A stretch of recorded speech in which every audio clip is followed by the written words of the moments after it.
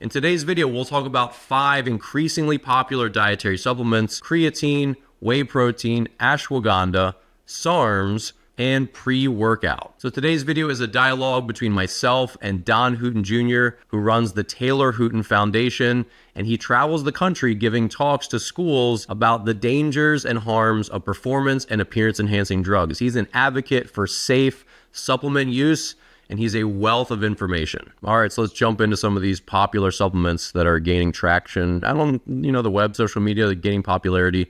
Don, first one, SARMs, the selective androgen receptor modulators. Tell me about them. So these are drugs that, have been sold for research purposes only because they've not yet been approved to use in humans. And essentially, the claim behind SARMs is that they have all of the muscle building qualities that anabolic androgenic steroids do, but without all of the side effects. So you'll see names like Ligandrol, Ostarine, LGD 3033, Rad 140. There's a bunch of different names for these.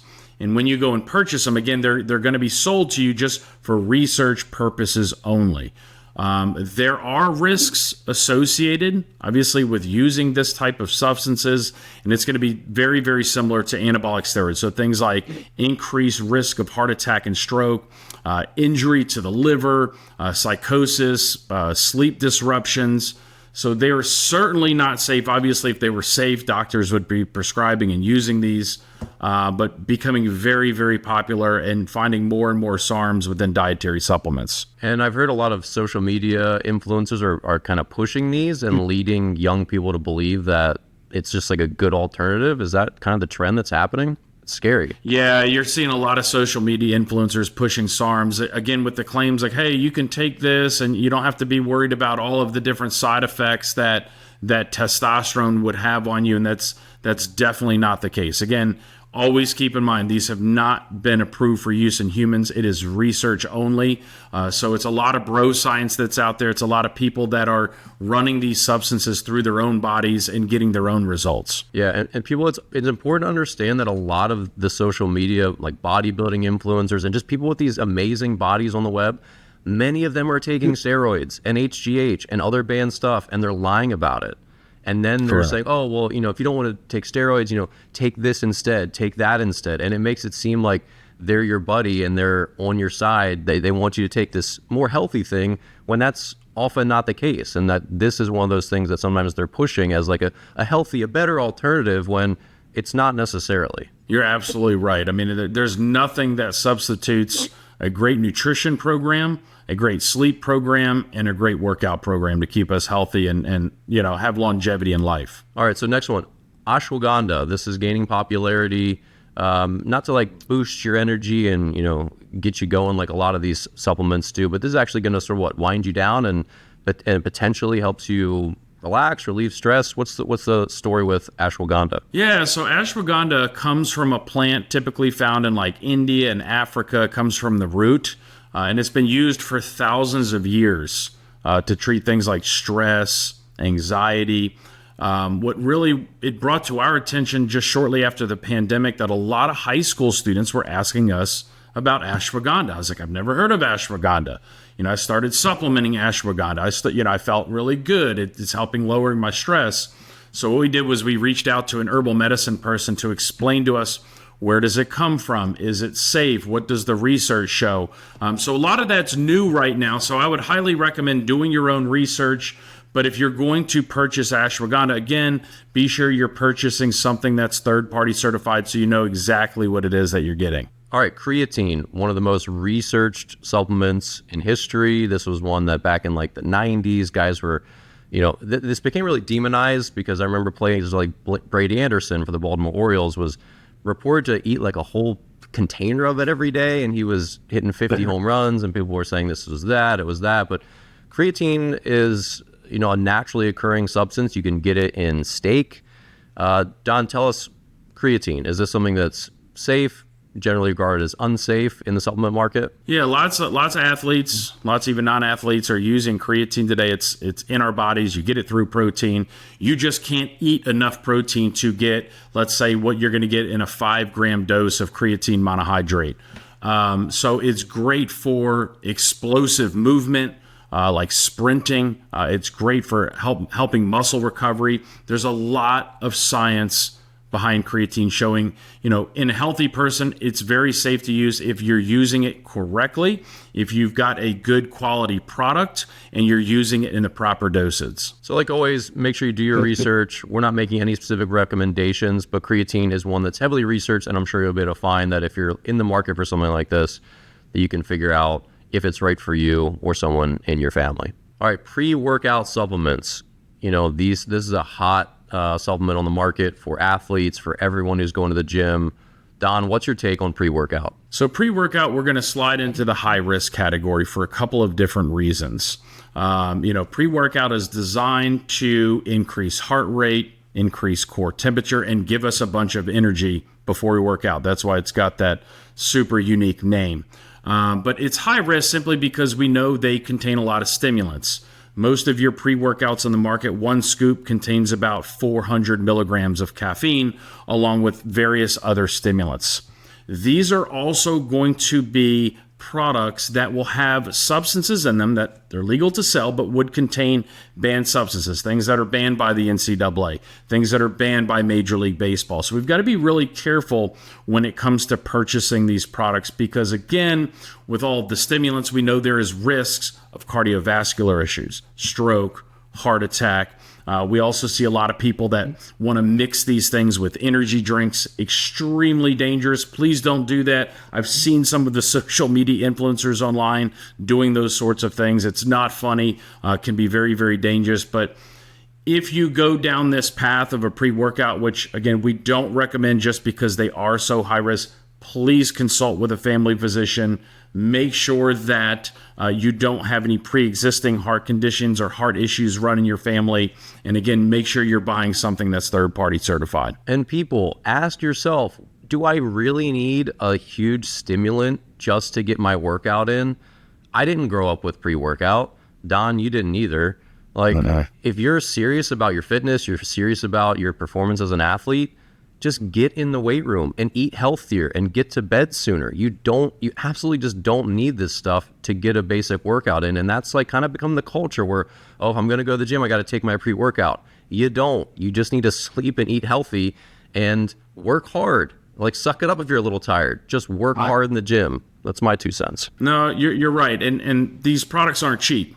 I've seen them. I've purchased them just to, obviously seeing the packaging and what's in them. But I would, again, recommend taking those dollars and investing them back in yourself. Get a good workout program, get a good sleep program. And if your nutrition is on point, which is your key to peak performance, you shouldn't need any sort of energy boosters to help you get your workout in or compete on the athletic field. Yeah, 100%. 100%. Last one, whey protein. Don, what's your take on whey protein for young athletes? So protein's awesome, right? I mean, it helps our rebuild muscle. It helps fuel us. Protein is one of those dietary supplements like creatine that's been highly researched. It is something that a lot more people are taking. So what most sports dietitians would tell you, on an active day, you need about 1 gram of protein per pound. So if you're a 200-pound athlete, trying to consume 200 grams of protein through food is extremely difficult, especially for those young people that are in high school where you're busy. So you will need, a protein powder like a whey or casein or even a vegan-type protein powder that you can mix with. Let's say you mix it in a smoothie for breakfast, or you bring some of that powder with you to school. You're mixing it with some water. Always, obviously, stay hydrated. But protein's very, very important for us to consume throughout the day. It helps with muscle recovery, muscle growth. So very important dietary supplement. Yeah, and you just want to make sure you get one that's got a certification, right? Like NSF Correct. for sport, or one of the other ones where you know that in any given supplement, including protein, that what's in it is actually what's in it. There's no extra stimulants or junk ingredients that might be unhealthy. Correct. Don't ever go out and just buy the cheapest protein powder that you can find. Often there's a lot of fillers in them. You want to get something that's got really, really good protein, something that has been third-party certified. You can download the NSF Certified for Sport app, and they have a whole category that you can see of different protein powders that they've certified, so you know what it is on the label that's actually going in your body, and you also know that it's free of any banned substances. So takeaways on some really popular supplements on the market right now. So number one, SARMs, selective androgen receptor modulators. So takeaways on that is not approved for use in humans, research purposes only, and don't buy the bait that these are just like anabolic steroids but without any of the side effects. Research has proven that to be incorrect. There are some very serious health side effects that are associated with the use of SARMs. Yep, SARMs are high risk. Number two, whey protein. So whey protein is a great dietary supplement, highly researched, just like creatine products. Just make sure if you're taking this, you're buying something that's third-party certified, so you know what it is that you're actually putting in your body. But protein is great, especially in a powder form that you can mix it with a smoothie or some water to make sure we're getting the protein we need throughout the day. It's important for us, for our muscles to recover, as well as to promote muscle growth. So we would label that as low risk. All right, creatine. Creatine is another product just like protein that has a lot of great research behind it, years and years of research behind it. If you are going to take these products, it's always recommended, especially by the experts, to find a creatine monohydrate. Make sure, again, you're talking with your family physician before using any dietary supplement, but it's used in 5-gram dosage. But what the research shows that is very safe and it's very effective if it's used correctly and in the proper dosage. But again, to be sure you're buying something that's third-party certified. So creatine, low risk. All right, ashwagandha. Ashwagandha is an herbal medicine that's been used for thousands of years. It comes from a shrub that's typically grown in India and Africa. And what it's used for and what it's been used for thousands of years is stress and anxiety. Following the pandemic in 2020, had a lot of high school students that were interested in using it. So we actually interviewed an herbal medicine doctor for our podcast, which is super interesting. But this is shown to be very safe. There's a lot of research behind it, but do your homework when it comes to these types of herbal medicines. Again, it's not for everyone, but according to this medical doctor, we would label this as low risk. And pre-workout. What's your take on pre-workout? Pre-workout, these are going to be highly stimulated products. Many pre-workouts will contain over 400 milligrams of caffeine along with other stimulants. There are a lot of pre-workout products on the market that will have substances in them that are banned by many sporting organizations like the NCAA and Major League Baseball and others. Be very careful. There are cardiovascular risks associated with these products, especially if you have a pre-existing heart condition. So again, buying something that's NSF certified. Most importantly, when it comes to a product like this, talk with your family physician, and we would also label these as high risk. All right, so I hope you enjoyed today's overview of some really popular dietary supplements. If you are a coach or an athletic director and you're interested in having Don and his team come out to your school along with the Taylor Hooton Foundation, they give amazing presentations helping to educate parents, athletes, and coaches about the dangers of dietary supplements, performance enhancing and appearance enhancing drugs. So check out the Taylor Hooton Foundation and follow up with them in the description below.